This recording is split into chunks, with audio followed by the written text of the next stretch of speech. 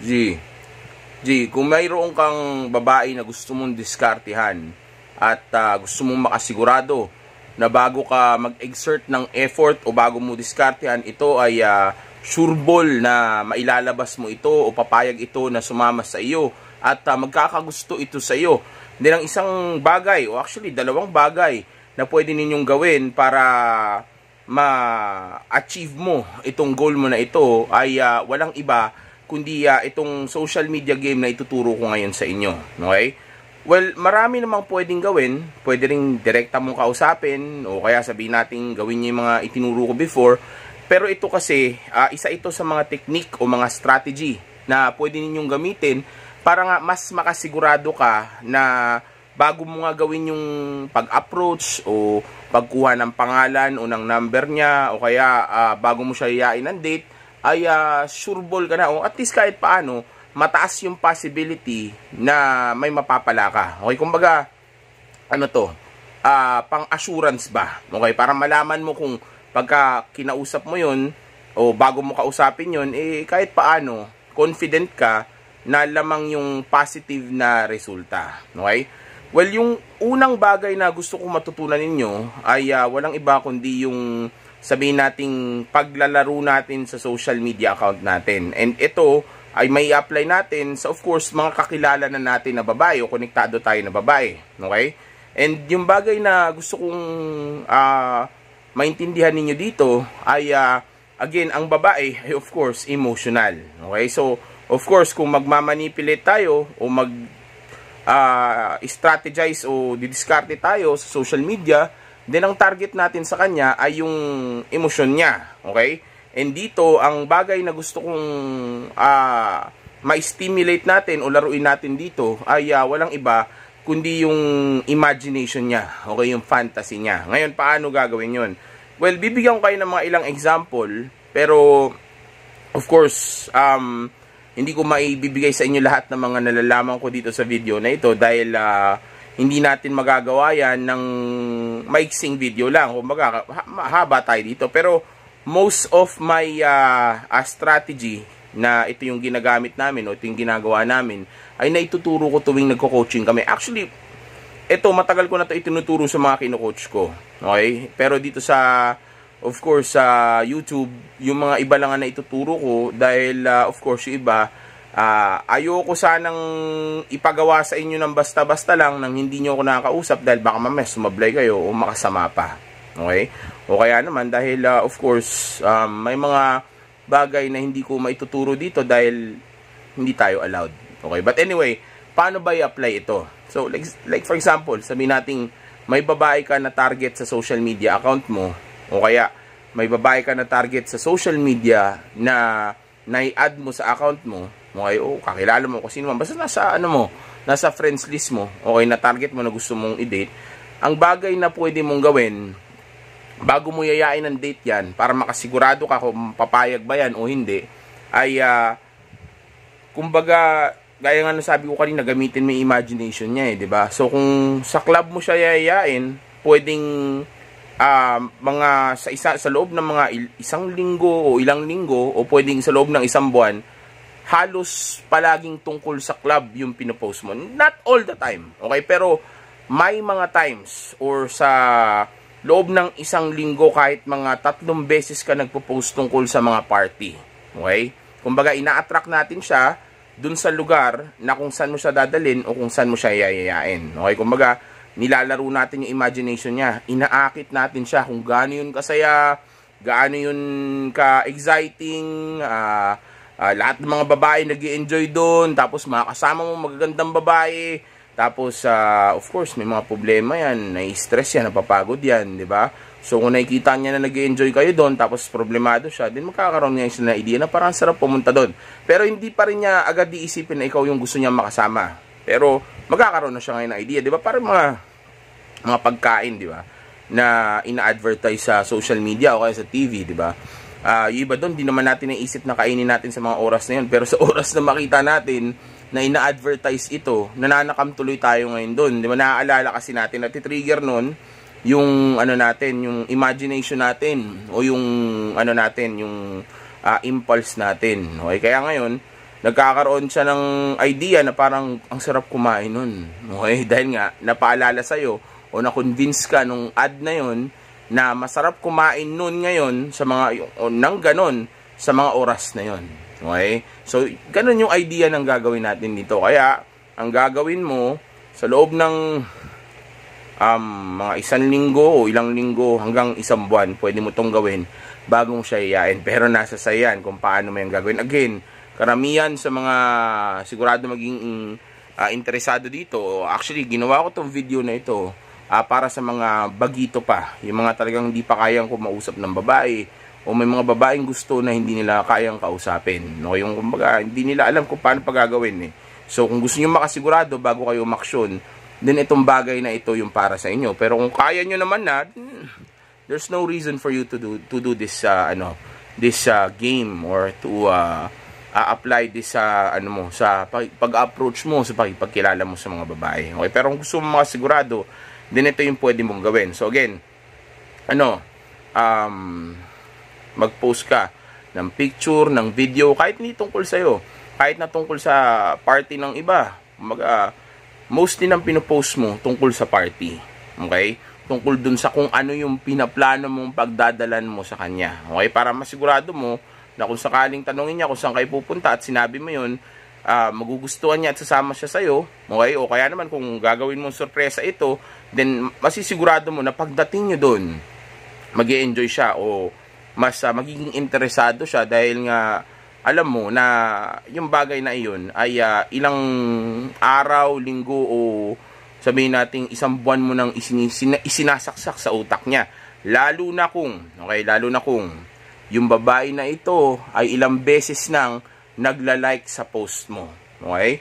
So, kung tuwing nagpo-post ka tungkol sa club, tungkol sa party, o tungkol dyan sa bagay na iyan, okay?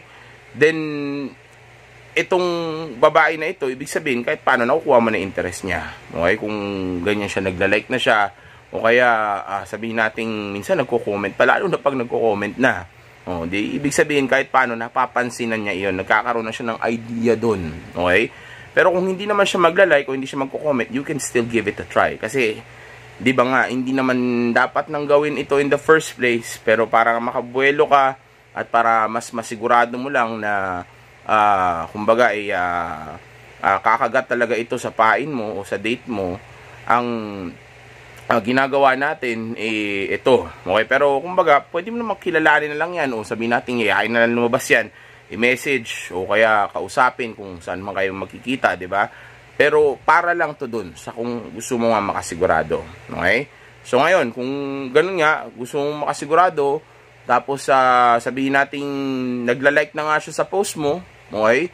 Tapos ilang beses niya na itong ginagawa, then of course pwede mo nang yayain yan ng date, okay? Bagay na itinuro ko na sa inyo kung paano gagawin, okay? Pero kung sakaling hindi naman nga nagla-like, basta siguro kung kailan ka confident na tingin mo okay na yung enough na yung mga ipinost mo, o kaya ginamit mong pang-attract sa kanya. Okay, let's say, sa 1 linggo, tingin mo, hinug na yun, o pwede na yun, kahit paano. Pero ako, ito advice ko sa inyo, mas okay kung hindi siya, mas okay na yayain mo siya na maaga kung nag-like siya kahit 1 beses pa lang.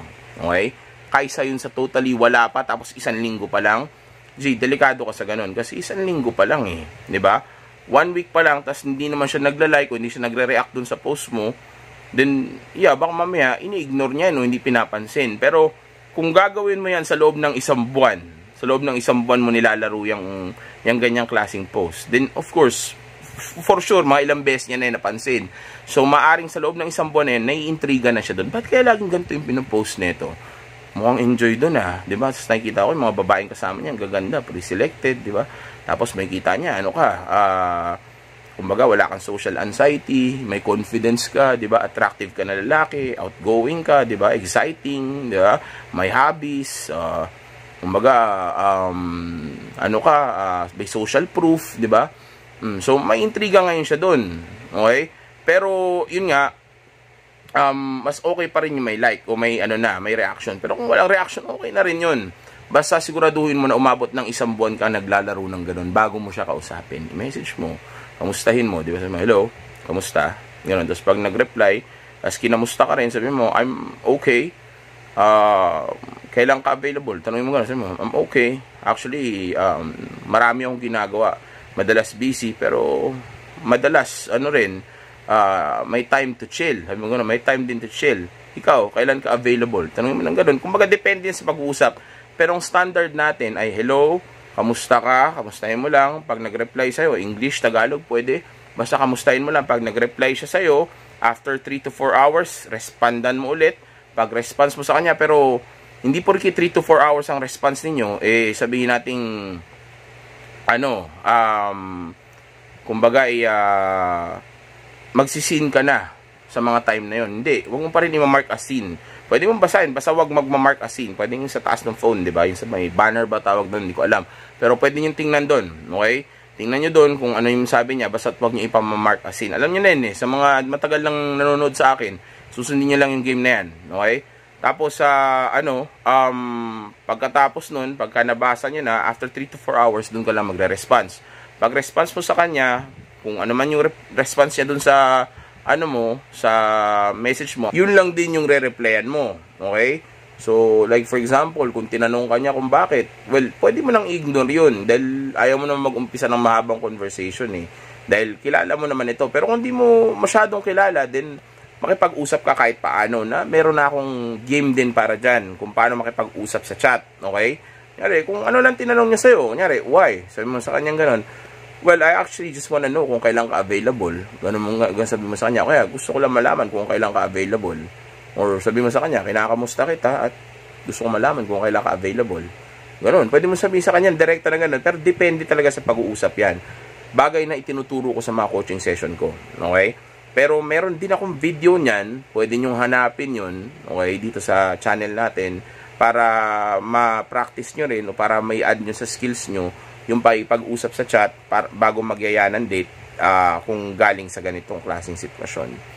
Okay, dahil again, pwedeng kakilala mo na yung babae o kaya sabihin natin pwedeng random yan na inad mo. So, kung random yan na inad mo, then of course, di kakilala niyan. So, pwedeng magtanong talaga sa iyan kung bakit, di ba? Why? Pwedeng tanongin niya, why? Who are you? Di ba? Actually, pag inad mo pa lang, pwedeng tanongin ka na kagad yan. Pero huwag mo nang pansinin yun. Okay? Pero pag tinanong ka, din kausapin mo lang din. Turuan kita paano yun gawin. Okay? Hindi ko lang maituro lahat dito yan ngayon. Okay? Dahil haba ng haba yung video natin. Pero pagka, gano'n, kunyari, tinanong ka niya, tinanong ka niya kung sino ka, kung bakit mo siya inad. Pero ito yan, Gia, hindi tayo nag-a-add ng babae, ha?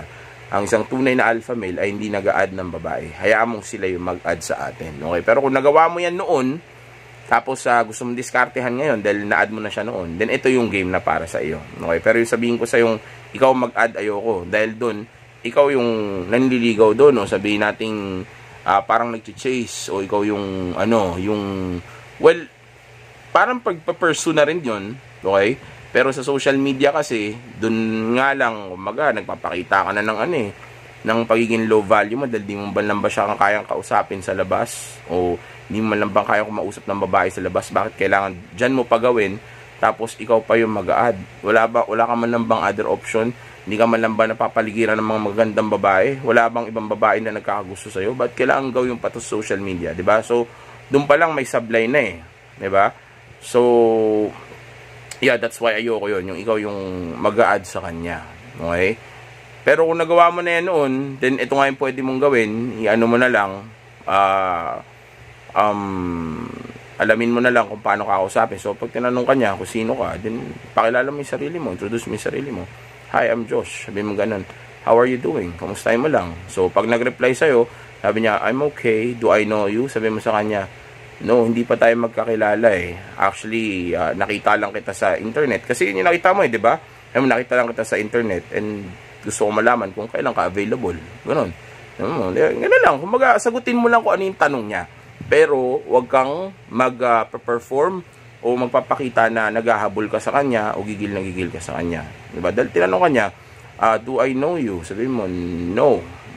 Actually, I just saw you I just saw you in the internet o nakita lang kita sa internet at gusto kong malaman kung kailan ka available. Ganun, tanong mo na sa kanya ganun.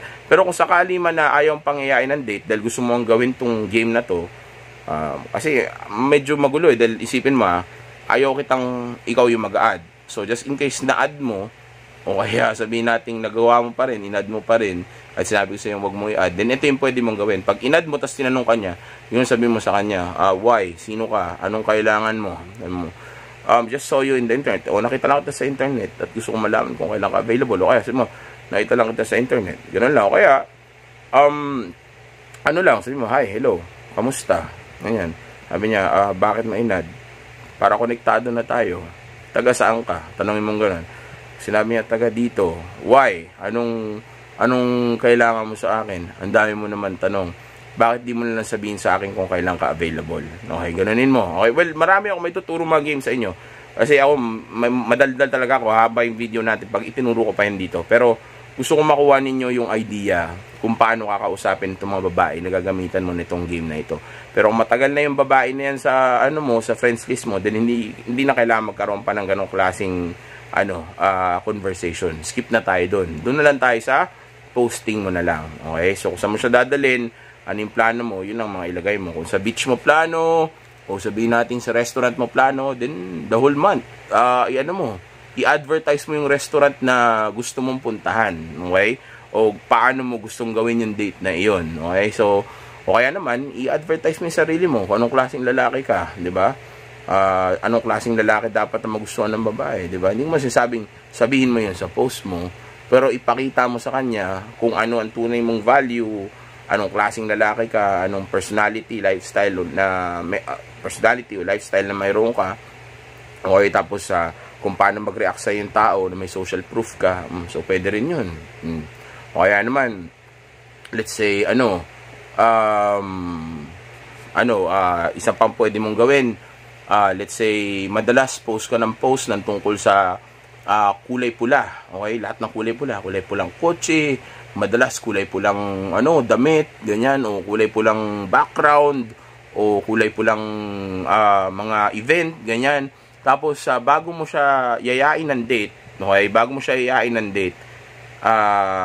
a night before, magpalit ka ng profile picture na kung saan ay maaring kulay pula yung background mo o kulay pula yung damit mo. Okay? O may suot kang kulay pula. Kumbaga, simula pa noon, sa loob ng isang buwan, minamanipula mo na siya na magkaroon siya ng paniniwala na may connection siya sa kulay pula. Okay?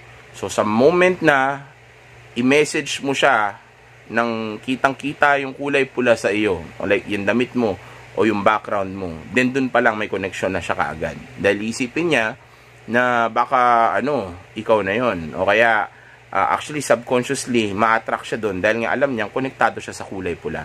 So again, pang-assurance lang ito. Okay, pero mag-work to for sure. Dahil ang ginagawa natin, ini-stimulate natin utak, o sabihin natin minamanipula natin yung utak niya na na kumbaga ay magkaroon nga siya ng emotional and psychological connection dun sa sa kulay pula na iyon. Okay, so a night before, sa gabi, magpalit ka ng profile pic mo, like for example mga alas 7, alas 8 ng gabi, magpalit ka ng nakakulay pula ka, tapos saka mo siya i-message. Isip mo, isang buong buwan, puro red yung mga pinopost mo, lalo na kung nagla-like siya o kaya napapansin niya, di ba? Then ibig sabihin, mas malaki talaga ang tsansa na pupasok na yon sa utak niya. Okay, kumbaga ang ginagawa natin bago natin hulihin o damputin yung isda na nabingwit natin, gusto muna natin masigurado kung tama na yung timing, o dapat lang ba na ilublob mo yung kamay mo dun sa laot na yon, di ba? Baka mamaya hindi pala tama na ilublob mo, may mga hayop palang iba dun, di ba? O kaya yung tubig pala na yon may acid, di ba? So ganun ang ginagawa natin, tinitesting muna natin bago mo pakawalan yung yung pain mo. Okay? Para maging efficient ba yung gaming natin. Hindi yung basta tira lang ng tira. Well, okay din ako sa numbers game, okay? Pero okay ako doon sa efficient gaming, okay? Okay din ako doon sa sa kumbaga quantity. lalo na pag nagte-training ka pa lang.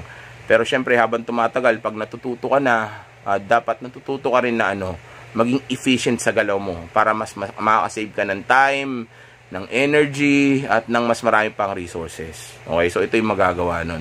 So isang buwan, pero yun nga lang, syempre as much as possible, gusto ko sunggab agad, ask ka agad ng date. Okay? Hindi yung katulad nito, ito tatagal pa to ng ilang linggo, ilang buwan, di ba, bago mo buweluhan, bago mo diskartehan, di ba? Mas pwede naman kausapin na lang kagad, tapos yayain na, di ba? Pero mas luto dito, mas sigurado. So pili ka na lang dun sa medyo risky, pero maaring mas rewarding dahil kainitan pa ng time na yun. Kumbaga baka mas magandang timing yun. Kung kakakilala mo lang, best timing yun. Okay, habang mainit pa. Okay, mga 3 araw bago mo yayain ng date, di ba? Pero kung matagal mo nang nasa friends list mo to, tapos ngayon mo lang yayain ng date, then syempre hindi natin masasabi na nasa tamang nasa tamang emosyon kayong dalawa, o itong babae na ito ay mainit sa'yo. So, yun nga ang rason kung bakit papainitin natin ito. Okay, dahil baka mamaya, syempre, nasa iba interest niyan, iba iniisip niyan, iba tingin niyan sa'yo. So, this time, ilalagay natin yung utak niya sa'yo para pagka niyaya mo na siya ng date, ay, mas malaki ang possibility na oo siya sa iyo. Okay, at pag doon mo siya dinala sa ganung klaseng lugar, kung saan mapula din, di ba, na mapula din na may Korean na logo, 'di ba? Na babae, 'di ba? Sa shoutout sa sa so clean, so good, okay? Sa kulay pula din, iniisipin niya, uy, okay yung pula. Hindi, pero let's say club, kulay pula na club, kulay pula na restaurant. Ngayon iniisipin niya na, uy, lahat sign na. Pula yung damit niya sa profile pic na niyaya niya. Subconscious dito tapos pula din yung pinagpuntahan namin na lugar. So kung i-apply pa ibang mga game ko doon, so magpapatong-patong lahat yun din, magagawa nating ma-stimulate o magawang mind control o mamanipula yung emosyon at utak nitong babae na ito, di ba? So mas malaking chance na makuha mo yung bagay na gusto mo sa kanya. Okay, so yan yung mga bagay na pwede ninyong gamitin sa ngayon. Actually, meron pa akong gustong ituro sa inyo na isa pa, pero ituturo ko na lang yung susunod na video kasi umaba na naman yung video natin. Kasi as much as possible, gusto ko iiksian yung mga video natin para mas mabilis lang ninyo makuha, at sa susunod magtuturo na lang tayo ulit ng iba. Okay, so again, ang pinaka-importante ay ang self-improvement, grind and purpose, pag-abot natin sa tunay natin potensyal. Itong mga ito, tulad nito, video na ito, lang to, para makatulong sa inyo sa skill nyo sa babae, which is part din naman ng self-improvement. And also at the same time, para ma-enjoy nyo na rin yung buhay nyo dito sa mundo. Dahil sayang naman, minsan lang tayo dito at napakabilis pa ng oras. Okay, so at least kahit paano, kahit na marami tayong mga ginagawa o busy tayo, marami tayong mga sinusolusyon ng problema, na-enjoy pa rin natin ang buhay natin dito sa mundo, sa legal at maayos na paraan. Okay? So hanggang dito na lang muna mga G. Tandaan ninyo, safe X is the best X. Okay? Enjoy, say!